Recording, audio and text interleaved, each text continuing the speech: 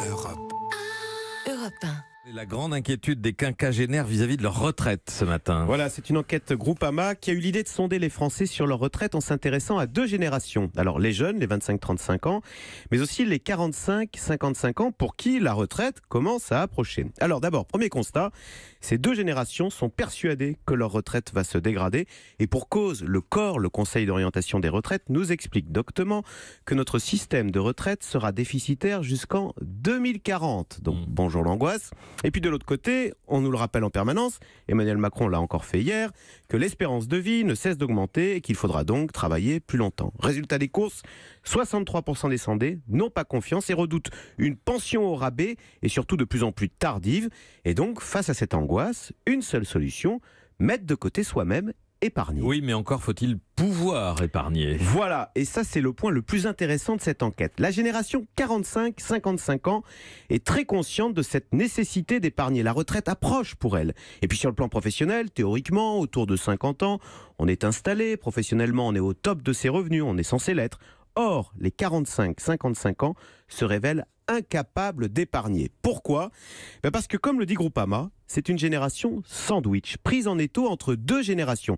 Celle du dessous, les enfants qui sont toujours à la maison parce qu'ils peinent à s'insérer dans le monde du travail, à se loger. Il faut donc les aider, donc première charge. Mais aussi la génération du dessus, les parents qui, comme on le disait à l'instant, avec l'allongement de la vie, et c'est tant mieux, sont toujours là et il faut parfois s'en occuper. Donc, alors vous me direz, c'est le sel de la vie, mais ça fait une double charge mentale et parfois une double charge financière. Résultat, seul un quart des 45-55 ans est capable de mettre de côté, et l'épargne est très modeste, environ 100 € par mois. D'où cette angoisse, effectivement, face à l'arrivée des vieux jours. La réforme que promet Emmanuel Macron apportera-t-elle une solution ? Alors, elle devra être double. D'abord, restaurer la confiance vis-à-vis de notre système de répartition. Alors, avec, pourquoi pas un seul régime unique, au lieu des 37 différents aujourd'hui. Mais aussi, on le voit, accompagner cette volonté de mettre de côté en créant de vrais outils d'épargne retraite.